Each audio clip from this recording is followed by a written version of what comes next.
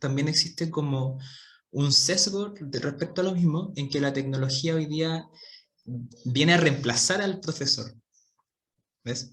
Y es todo lo contrario, es un complemento que le permite también entregar nuevas habilidades al grupo curso al que estén trabajando. La educación necesita una revolución fuerte, pero desde nuestra visión como empresa, y también yo como Oscar, que me hago responsable de lo que voy a decir porque es mi opinión, se requiere una visión humana de cómo aplicamos esta tecnología para el bien de la humanidad. Y por eso tomo el punto inicial, es que no es que busquemos que hayan técnicos, porque muchos técnicos pueden haber, pero ¿cómo nosotros podemos hacer uso de las habilidades blandas de la tecnología para desarrollar soluciones para la humanidad?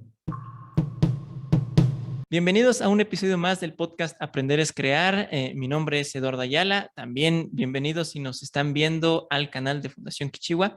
El día de hoy estamos con Oscar Iraira Morales, quien tiene bastante experiencia en el sector educativo, principalmente en la enseñanza de la robótica, ¿no? Y como una herramienta de aprendizaje. Bueno, vamos a platicar con él sobre su camino como emprendedor, sus aprendizajes en la parte de capacitación docente. Pero bueno, Oscar, te quiero ceder el micrófono primero para darte la bienvenida y segundo para que nos puedas platicar un poquito más de qué es actualmente en lo que estás trabajando y qué es lo que está haciendo el Instituto de Robótica en el plano educativo. Mi nombre es Oscar Iraira, tengo 25 años, cofundador del Instituto de Robótica junto a Francisco. Nosotros, ¿cómo inició todo esto? Fue porque vimos una necesidad respecto al plano educacional, en cómo la tecnología hoy día se ve presente en distintas áreas, durante la educación y después de la educación superior, digamos, al finalizar la universidad. Y nosotros somos conscientes que ya hoy día existe, o sea, estamos en una nueva revolución industrial, la industria 4.0 o cuarta revolución industrial, donde demandan que las nuevas generaciones y los nuevos docentes en general, trabajadores, necesitan de nuevas competencias digitales para enfrentar estos desafíos. No hablamos de ser técnicos, pero sí de tener competencias para saber cómo enfrentar lo que se está viviendo hoy día en la reconversión laboral y en lo que va a pasar en los próximos años. Entonces nosotros como Instituto de Robótica lo que realizamos es programas formativos para docentes y también para estudiantes, en donde se abordan estas competencias, donde ellos desarrollan estas habilidades que van a ser útiles y son útiles hoy día tanto para lo que es educación y las habilidades que se requerirán en el plano laboral a futuro. Pues es bastante interesante la labor y yo creo que bastante complicada.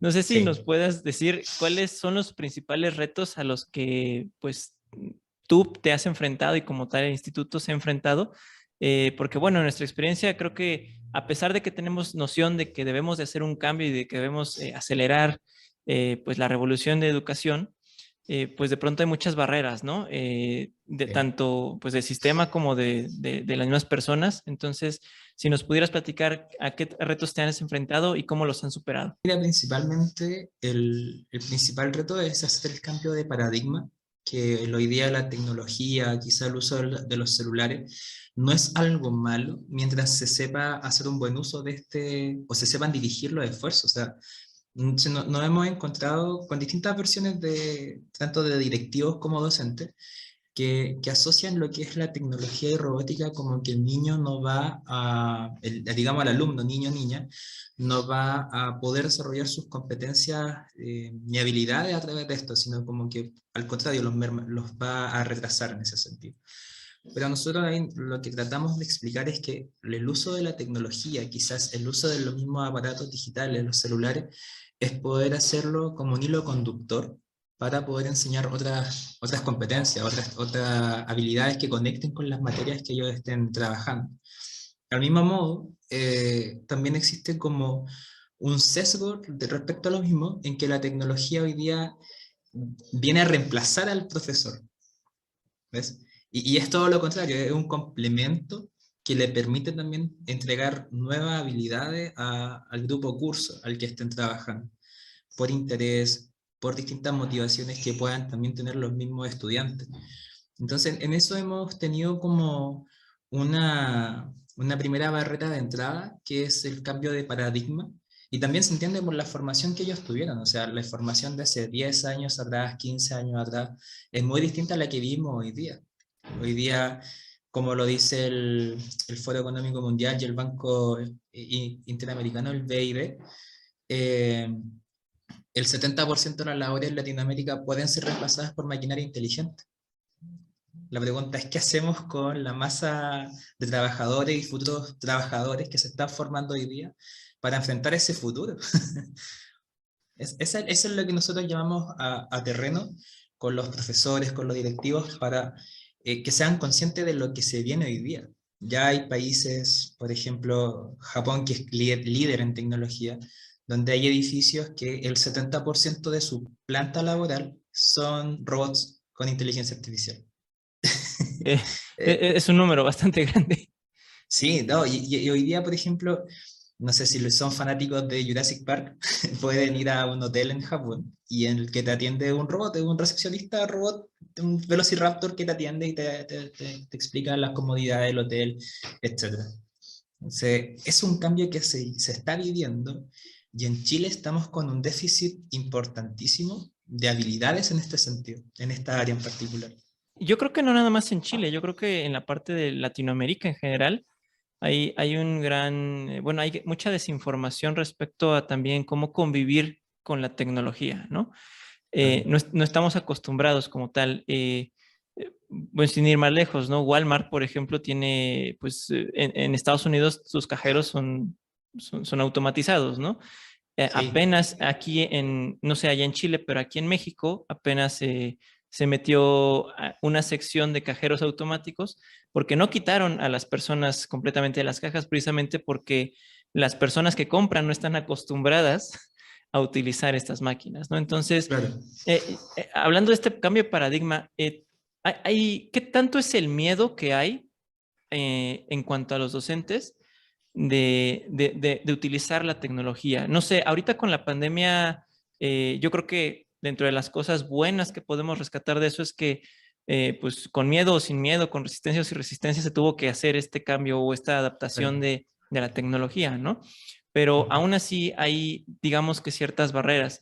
No sé si les ha pasado a ustedes o si con esta parte de la pandemia también fue más fácil. ¿Cómo fue la experiencia ahí?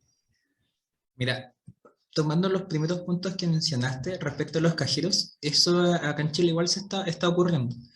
Y, y el cambio cultural es lo fuerte, lo que también hay que saber abordarlo. Porque justamente como tú señalas, hay una población importante en donde ahora recién se interioriza el uso del WhatsApp, por ejemplo, cómo usar estas nuevas tecnologías y hacer un cambio ahí es bastante complejo. Ahí ya tenemos que dar un apoyo a los cambios que están pasando hoy día a este sector de la población. Al segundo caso, es algo importante mencionar respecto al miedo que puede generarse a la tecnología. También es importante el plano comunicacional que existe. Te lo explico porque en Chile existieron hace un par de, no recuerdo si hace un año atrás, pero salió en las noticias hace un par de tiempo, no recuerdo exactamente, donde hablaban de la digitalización en los bancos. Por una parte, se cita que se va a reemplazar el 30% de ejecutivos del banco por tecnología, inteligencia artificial, etcétera. Pero al mismo tiempo, en otra noticia, se indica que con el proceso de la digitalización disminuyen las horas laborales de los funcionarios, permitiendo un mejor bienestar. Entonces, es un contraste súper fuerte que eso es lo que también la gente consume, digamos, lee y puede generar un miedo a lo que es la tecnología hoy día. Respecto a lo que señala de la pandemia vino, desde mi punto de vista, desde mi opinión personal, aceleró un proceso que venía ya muy lento, o sea, ya venía muy atrasado respecto al uso de plataformas digitales, el mismo Zoom, el Meet, el Teams.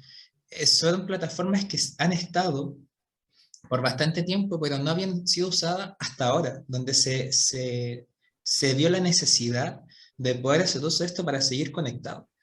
Entonces, por ese lado, los docentes, de lo que yo he logrado observar, han cambiado un poco el paradigma respecto a lo que es la tecnología hoy día en la educación.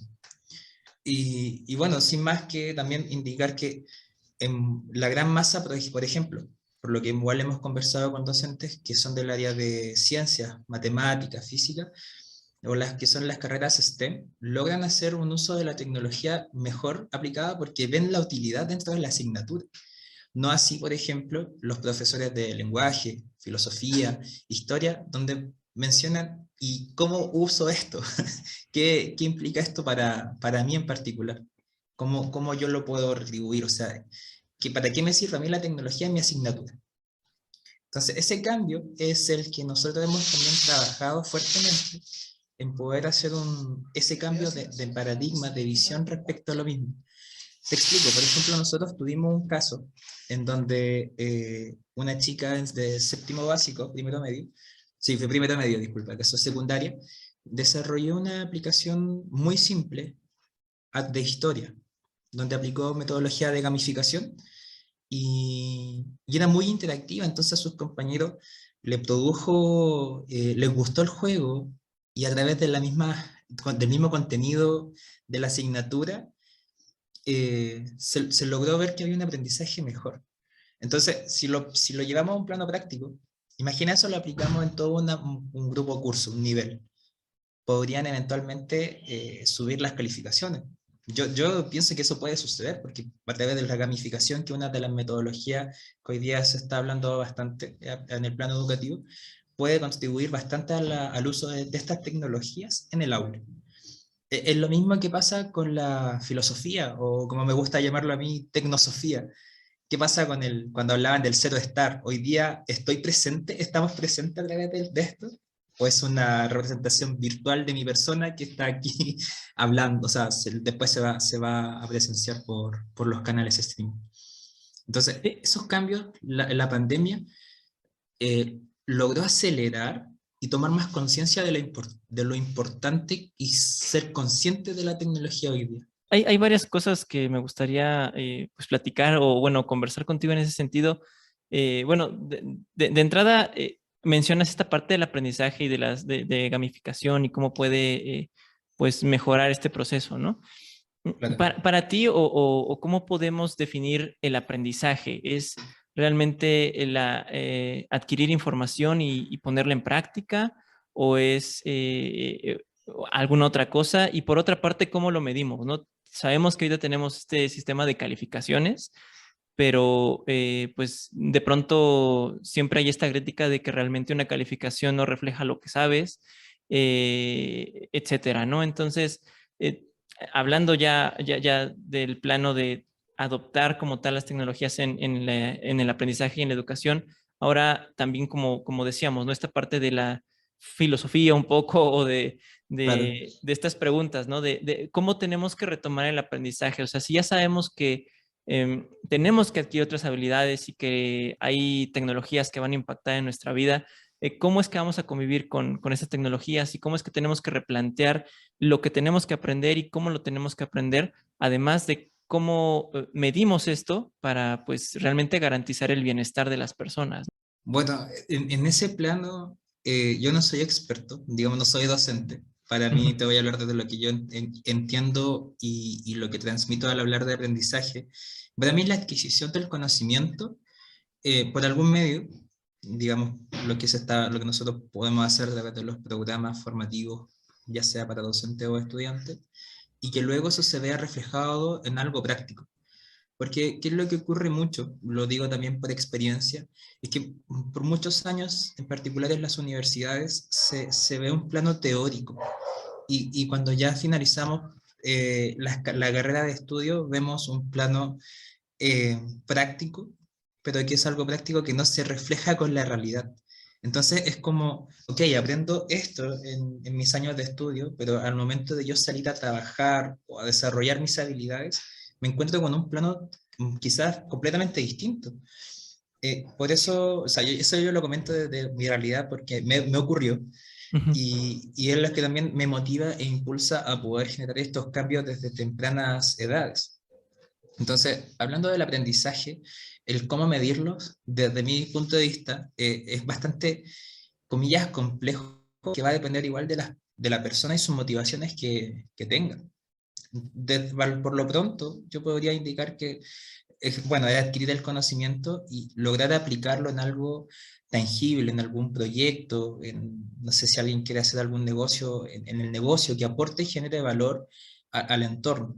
Eso es como yo lo visualizo. Ahora, si lo vemos desde el punto de vista quizás en las escuelas, es yo que aprendo cierto conocimiento en distintas materias y yo puedo quizás desarrollar un proyecto a nivel educativo, simple, pero que involucre esta teoría. Cosa de hacer la bajada, porque en la experiencia igual muchos estudiantes que han estado con nosotros, al momento de hacer la práctica, dicen, wow, ahora entiendo lo que era el fenómeno de ondas, por ejemplo, qué pasa con la luz, la sensorificación, etcétera. Y cuando están en las clases como, wow, qué aburrido, pero no entiendo en qué lo voy a usar. Yo creo que muchos se han preguntado o han escuchado para qué me sirve esto. O por lo menos, no sé si te ha pasado. Entonces, lo que nosotros buscamos precisamente es eso, hacer este traspaso de conocimiento que logren hacer aplicaciones tangibles, no solamente de aplicaciones móviles, digamos, para que no se entienda que hablamos solo del móvil, de ese tipo de aplicaciones, sino poder hacer, no sé, por ejemplo, una estación de monitoreo ambiental, que entienda, por ejemplo, hacer como un sensor de luz, si es que no está en la casa y se prende la luz automática. Entonces, te hablo de proyectos donde se aplican estos fenómenos que se ven teóricamente y se pasa a la práctica. ¿Por qué lo menciono? Porque nosotros en nuestros talleres y las clases que realizamos con Instituto de Robótica, hacemos esa llegada, hacemos esa bajada. Me explico, nosotros hablamos de un sensor, por ejemplo, de ultrasonido o el sensor de luz. Y abordamos también los fenómenos físicos que están detrás, para que el niño no solo entienda la parte aplicada, sino que logre también asociarla con la parte teórica y entiende qué es lo que está ocurriendo ahí. Sí, sí, bueno, eso me queda bastante claro, el tema bueno, y lo comparto, ¿no? El tema de llevar el conocimiento a un plano práctico, no nada más para que nos sirva a nosotros, sino para que aporte algo de valor a los demás, ¿no? Claro. Y las experiencias creo que son muy importantes. En cuanto al diseño de no sé si llamarlos así, entrenamientos o Ujú. cursos que damos, bueno, que da el instituto para los docentes, me gustaría que nos platicaras cómo es que los diseñaron, cómo es que fue este proceso para definir qué incluir en cada programa y que realmente los docentes pues se llevaran algo de valor y que pudieran aplicar en su labor docente. Mira, en ese sentido nosotros nos apoyamos por personal con experiencia académica y en capacitaciones. Eh, Abordamos la temática a partir de las competencias que tienen que generarse en torno a esto. Me explico, nosotros hablamos de metodologías en torno a lo que es el EdTech, por ejemplo, STEM, gamificación, el aprender haciendo, APB, etc. Y sobre eso nosotros generamos los programas para los docentes y también los estudiantes. Ahí recalco un punto importante, es que nosotros tenemos los programas formativos para el aula, que hacemos una intervención en alguna asignatura que se nos pida según lo que necesita el establecimiento. Y también hacemos los talleres, que los talleres son extraescolar o luego cuando acaba el horario de clases, ellos se quedan a actividades programáticas. Nosotros abordamos también ese tipo de talleres. ¿Y cómo los generamos? Y nosotros tenemos un modelo que creamos como Instituto Robótica como tal y que modificamos y adecuamos de acuerdo a los requerimientos que tenga el establecimiento. No, Mm. no es como que tengamos una, una base de algo normal, digamos. Quiero que se entienda lo que tratamos de decir. Nosotros hicimos este modelo, vimos las debilidades que existían y tratamos de adecuarlo de acuerdo a un modelo de capacitación para poder hacer la transferencia de forma correcta y que cumpla también con lo que se requiere por parte del establecimiento. Por ejemplo, eh, quieren hacer uso de Arduino, por ejemplo, en las clases. Entonces nosotros trabajamos de acuerdo a esa necesidad, estructuramos un programa y hacemos la capacitación a los profesores. Si nos piden, por ejemplo, intervenir una asignatura, como acá en Chile tenemos la asignatura de tecnología, abordamos también la temática que ellos necesitan abordar en esa asignatura. Un ejemplo que tuvimos con un cliente acá fue que ellos esa asignatura en puntual la dividieron en tres: robótica, robótica electrónica y agricultura. Entonces, ellos rotaban durante el semestre, o trimestre, durante el periodo que duraba la asignatura, por estas tres áreas. A nosotros nos correspondía lo que era robótica, ya abordábamos en el periodo que nos correspondía, desde conceptos básicos hasta complejos, pero aplicados a un proyecto, que ellos posteriormente tenían que presentar en una feria. ¿Y qué ocurría? Ellos, la idea era que lo que aprendían, por ejemplo, en agricultura, en electrónica y en robótica, saliera un proyecto que en el mejor de los casos involucrara las tres áreas, sino dos de ellas, para poder hacer esta unión de conocimiento en las distintas áreas. Otro caso fue los talleres extra programáticos, que nosotros es mucho más aplicado, porque ya es con un grupo que, digamos, le apasiona la robótica, el hacer cosas, los robots, etcétera, los proyectos. Y ahí también nosotros hacemos una línea de trabajo cumpliendo con ciertos objetivos, o sea, cumpliendo con objetivos clase a clase. Esto también depende si el colegio es semestral, trimestral, como sea el sistema que tenga el establecimiento. Y se estructura de tal forma que al final del taller puedan también presentar un proyecto. Pero como te digo, en este sentido, ya responde a las motivaciones que tenga el estudiante. Por ejemplo, algún chico me comenta: profe, quiero hacer una araña robótica. Ok. Entonces, nosotros, dependiendo del nivel, se le menciona si es posible. Sin embargo, en esta ocasión vamos a hacer el movimiento de una extremidad de la araña, o de dos, para que no haya una desmotivación, sino seguir con el ánimo. Eso Sí, es lo claro. importante, mantenerlos con el ánimo arriba y que puedan desarrollar, aunque sea una parte del proyecto que ellos aspiran. Porque luego de eso, si continúan ellos trabajando y reforzando esta área, pueden eventualmente hacer este proyecto. Y si no, otras cosas, pero va con la motivación de ellos. Y es muy entretenido ver esta motivación que van desarrollando el clase a clase, que te digan: profe, hice esto, me funcionó y todo. Hay un punto importante que nosotros siempre recalcamos a los docentes, es que nosotros como, bueno, los docentes, los pedagogos que hacen las clases o están involucrados acá, en lo que es tecnología, ellos serían solo un monitor, un guía. La idea es que el mismo chico, niño o niña, se equivoque, que pruebe. Nosotros darle la pauta, pero que ellos hagan el ensayo y error, evidentemente con los cuidados respectivos, pero que ellos tengan, sí, porque puede pasar cualquier cosa.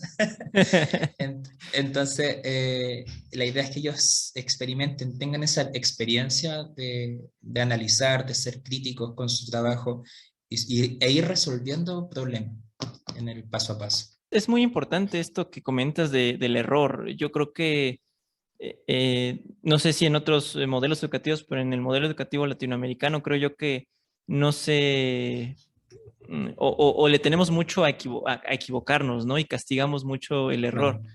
Entonces, en esta parte de robótica, bueno, yo en lo particular no tengo grandes bases, pero me imagino que si yo lo intentara me equivocaría bastante. Entonces, Es entonces, probable, a todos nos pasa. sí, sí, Mariano, por ejemplo, tiene más conocimiento en ese sentido, digo, él estudió biónica, ¿sabe? Pero sí, ¿no? Él me comenta que en sus clases pues era a veces todo un semestre de hacer un proyecto y pues eran errores, ¿no? Un día un error, otro día, y aprender. Y no sé, o sea, ¿tú crees que los docentes pues realmente también tienen este tema de equivocarse? Y yo creo en ese sentido, por lo que he visto, es que ellos tienen bastante bien preparada la asignatura, la clase, Mm. con su planificación. Entonces, de lo que yo he visto y he apreciado, es que es difícil que ellos puedan cometer algún error durante la Ahí, clase. ahí déjame interrumpirte tantito. ¿Los docentes a los que capacitan entonces son de qué nivel? O si ya tienen, entonces ya tienen una formación en robótica o en esas materias, por lo que entiendo. Mira, en ese sentido nos hemos encontrado con las dos áreas, Ah, ok. en el sentido de que hay docentes que de forma particular han pagado cursos en plataformas como Platzi, Udemy, Coursera, de Arduino, por ejemplo, o lo que es robótica, programación, inteligencia artificial, porque hoy día hay mucha información en Internet de juegos, donde tú puedes programar, no sé, el juego el Zombie versus Plantas, por ejemplo, lo puedes programar a través de bloques, el Scratch, existe mucha documentación. Entonces, en ese sentido, hay docentes que llegan con la curiosidad de cómo aplico esto a la asignatura. No, ya. ¿Cómo lo hago? Pero eso es de forma muy particular. Ahora recién, o sea, por lo menos cuando tuvimos la oportunidad de estar en México con Francisco, nosotros hicimos el contraste. Ustedes de verdad que están mucho mayor preparados, tienen más oferta para el docente que lo que existe hoy día en Chile, o lo que yo he visto. Puedo estar equivocado, pero eso es lo que yo he visto hasta el momento. Entonces, nosotros tratamos siempre de poder generar estos programas para alguien que no entienda y no sepa nada. O sea, esa es la premisa y de ahí ir trabajando. Si alguien entiende un poco más, lo sabe manejar, por lo general la pregunta es, ok, ¿cómo yo aplico esto a mi asignatura? Y ahí la mayoría de los casos que me han preguntado es que son profesores de matemática o física, porque entienden, y hay una derivación del área de la robótica, lo que es las ciencias que engloba esto, que se relacionan más con estas áreas como tal. Pero cuando hacemos capacitaciones del colegio que solicita esto, hay docentes tanto de nivel primario, secundario y de todo tipo de asignaturas. Te hablo de tecnología, lenguaje, ciencia. Es muy poco común sí que aparezcan profesores del área humanista, porque como te decía al inicio, la pregunta es cómo yo aplico esto, de qué me sirve esto a mí aplicado al aula, digamos. Y bueno, yo le hago la invitación a los docentes que nos puedan escuchar en este podcast, que se atrevan. O sea, hay muchas alternativas que a través del juego se pueden intervenir y hacer una sesión, una clase con tecnología. De verdad que se puede, se puede hacer, o sea, hay que atreverse en ese sentido. Entonces, claro, hay también un sesgo que no entiendo todavía bien de por qué todavía no se trabaja sobre esto. De hecho, nos comentan que en las mismas carreras de pedagogía no se conversa estas temáticas. No hay una discusión respecto al tema del impacto que tiene la tecnología hoy día. Sin ir más lejos, no sé si tú sabías que el 2018 en la prefectura de Tokio, en Japón, un candidato fue un robot con inteligencia artificial. Eh, Había escuchado la noticia, pero no lo he investigado mucho, entonces me sorprende saber que sí es real. Es real, sí. Ahí obtuvo la tercera mayoría. Wow. Entonces, fue en segunda vuelta, si no me equivoco. Ujú. Entonces, son cosas que ya están pasando y eventualmente van a pasar. Y la pregunta es, para los que están estudiando, cualquiera sea la carrera, ¿qué papel voy a cumplir yo en esa sociedad? La humanidad, hoy día es un punto de inflexión importante a meditar. Hay carreras que están hoy día surgiendo, que piensan en el futuro, pero que todavía no se ve la aplicación. Y Mm. aún hay carreras que hoy día son las tradicionales, que en un par de tiempo más van a desaparecer y una más importante va a quedar sin trabajo. Es crudo, Es crudo. es crudo, pero va a ocurrir y está ocurriendo, sí, eso es lo preocupante. Sí, hace poquito me preguntaban sobre qué pensaba yo del futuro de la educación y yo les decía, bueno, es que yo creo que de pronto tenemos que ver lo que está pasando y es que muchas veces los estudiantes están dejando de querer ir a la escuela Claro, por esta parte de que es aburrida, de que no le ven un sentido y tristemente también porque ellos lo que quieren es trabajar para generar un recurso sí, económico y ven a la escuela no como una herramienta para prepararse mejor, sino más bien como un estorbo para comenzar a generar algo claro. económicamente, ¿no? Yo en lo particular creo que no creo que la escuela deje de existir, lo que sí creo es que se tiene que revolucionar Y bueno, ya hay muchas herramientas para aprender. Tú mencionaste varias, ¿no? Platzi, Udemy, etcétera, ¿no? Y Claro. todas están muy enfocadas muchas a la parte tecnológica. Hay otras que están enfocadas a la parte más de habilidades blandas, etcétera, que yo también creo que son muy importantes. Y eventualmente yo creo que también mucho va a estar de parte de empresas, ¿no? Cómo las empresas capacitan a su Mm, personal. exactamente. No sé, ¿tú qué opinas? Digo, ya aprovechando que toqué el tema, ¿cómo, cómo te gustaría que fuera la educación en los siguientes 5 años? ¿Qué crees que va a pasar o qué te gustaría que pasaría? Mira, nosotros como empresa y también una visión que yo tengo muy personal que trato de compartir con mis pares y con quien converse respecto a estas temáticas, es que cuando hablamos de formación en tecnología o robótica, no es que busquemos que hayan más técnicos. Evidentemente faltan técnicos, pero nuestra misión como empresa no es formar más técnicos, es que se entienda y poder entregar herramientas para que a través de la digitalización, la robótica, la tecnología, todo lo que engloba el término, que es muy amplio, puede ser usado para el plano educativo, que rompa estos paradigmas y realice un cambio cultural desde la base, desde la formación. Eso es lo que nosotros tratamos de hacer y yo lo comparto y trato de decirlo al resto, que para mí, y tomando tu pregunta, la educación necesita una revolución fuerte, pero desde nuestra visión como empresa y también yo como Oscar, que me hago responsable de lo que voy a decir porque es mi opinión, se requiere una visión humana de cómo aplicamos esta tecnología para el bien de la humanidad. Y por eso tomo el punto inicial, es que no es que busquemos que hayan técnicos, porque muchos técnicos pueden haber, pero ¿cómo nosotros podemos hacer uso de las habilidades blandas de la tecnología para desarrollar soluciones para la humanidad?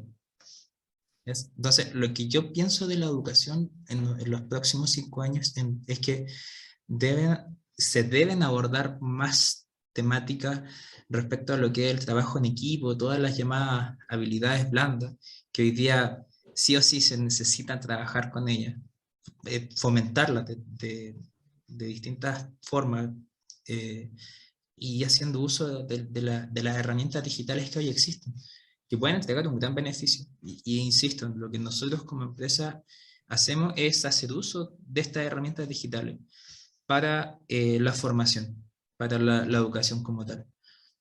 Y sin dejar de lado humano. De hecho, eso es uno de los pilares que nosotros tenemos como instituto, como empresa, es la formación humana antes de la formación tecnológica. Es entender al humano, digamos, a la persona, para después hablar del plano tecnológico. Es todo un proceso, porque Claro. muchas veces se habla de tecnología y vamos a hablar de tecnología. Lo que nosotros hacemos y también tratamos de transmitir a quienes nos escuchan es hacer uso de todo un proceso, hablar del humano, hablar de lo que es la organización y de luego hablar de la tecnología, haciendo uso de estas herramientas también, como la creatividad, el trabajo en equipo, fomentar el liderazgo, que esas competencias que tú indicas, o sea, hablando del término de habilidades blandas, se requieren hoy día igual potenciar, porque en el mundo con la pandemia, los 2 años que estuvimos encerrados, no hubo contacto con nadie. Entonces, cómo yo vuelvo a desarrollar estas habilidades ahora que les vuelvo a sociabilizar son fundamentales, es lo que nos va a ayudar y brindar una gran ventaja y más que ventaja nos van a ayudar a enfrentar y saber cómo liderar el futuro. Sí, eso creo que es muy cierto, la parte humana. Digo, al final del día creo que pues uno aprende no porque quiere ganar más dinero, sino porque le genera cierto bienestar, ¿no? Claro, Económico, personal, etcétera, ¿no? Entonces, yo creo que cualquier tecnología o cualquier habilidad que uno también quiera aprender o poner en práctica, pues tiene que contribuir a esto, ¿no? Al exactamente. bienestar tanto personal como social. Y bueno, me empato mucho con lo que estás diciendo. Aquí también me gustaría preguntarte un poco sobre la parte de liderazgo que comentas, ¿no? No sé si también toquen este tema en sus programas de formación, pero creo que es algo importante porque muchas veces dentro de la comunidad de Kichigua también hemos escuchado de pronto que pues hay muchos problemas y no se sabe cómo abordarlos, ¿no? A veces la solución no depende totalmente de nosotros y los docentes en algunas ocasiones se han tenido o se han visto como víctimas, ¿no? De un sistema, de una Mm, burocratización, pues, de programas de estudio rígidos, etcétera, ¿no? Y lo que tratamos de expresar es que pues ellos en general son líderes, ¿no? Son líderes sí. de sus estudiantes, de sus propias vidas. O sea, ellos tienen la posibilidad de cambiar, ¿no? Eh, no sé cómo lo vean ustedes o si sea un tema que ustedes aborden. ¿Cómo lo ves tú en lo personal? Yo en lo personal creo que sí, los docentes tienen que ser líderes, ¿no? Sí. Sin su liderazgo, sin su participación, yo creo que sí, pues por muy buen sistema educativo que tengamos, pues vamos a tener muchas complicaciones. Claro, yo comparto completamente lo que tú comentas. El profesor, todos los profesores los que hacemos clases, deben ser líderes con los chicos, con los estudiantes, con el grupo de curso. Porque al final del día, cuando yo estudié o tú estudiaste, o quien nos escucha hayan estudiado, pasaron gran parte de su día con profesores. Ujú. Entonces, el docente marca de alguna forma también la formación que tenemos nosotros como seres humanos, digamos. Entonces, el docente tiene que tomar un rol, o sea, tiene un rol, no es que tenga que tomar, a mi juicio lo tiene. Quizás tengamos, me sumo, entregar más herramientas en cómo mejorar o usar mejor ese liderazgo que tiene que emplear en la sala de clases, que muchas veces es difícil, porque son cantidades de niños gigantes, o sea, 30 niños, 40 niños, es importante. Nosotros sí eh, lo abordamos a través de las actividades que realizamos. Por ejemplo, nosotros a los chicos hay actividades donde le entregamos cierto material y a través de ese material ellos tienen que hacer actividades que nosotros les proponemos, pero con material limitado. Entonces, si ellos quieren conseguir más material entre los grupos, es un punto importante, se arman distintos grupos, en los grupos tienen que designarse roles. Ok, yo voy a ser el que va a hacer los cambios de pieza, a negociar con otro grupo. Yo voy a dirigir la creación del proyecto, por ejemplo. Yo voy a hacer la parte explicativa porque lo hacemos presentar el proyecto. Yo voy a preparar la presentación. Y ellos mismos tienen que organizar su equipo para poder trabajar bien en el entorno. Entonces nosotros, cuando hablamos también de robótica y tecnología, las competencias que trabajamos a través de las actividades son estas: el liderazgo, el poder también ser capaces de trabajar en equipo. Si no te agrada el compañero que está al lado, ok, no me agradará, pero tengo que trabajar con él por un bien mayor, digamos. Son desafíos que también nosotros preparamos y hacemos con los estudiantes, para que también ellos entiendan cómo es el sistema. Nos guste o no, tenemos que saber desarrollar estas competencias. Entonces, nosotros, mira, hace muy poco tuve esa experiencia con chicos de primaria, en donde ellos decían, ya, yo soy la que le gusta negociar, yo voy a negociar con el resto. Un chico igual hablaba del intercambio equivalente, ya yo voy a darte las piezas para que tú hagas el intercambio con otros grupos. Y así se iban distribuyendo los roles, pero casi de forma súper intuitiva. No era como que nosotros los dirigiéramos, porque nosotros partimos los talleres, hablamos de la importancia de trabajar en equipo y de la creatividad. Son como los dos puntos súper fuertes.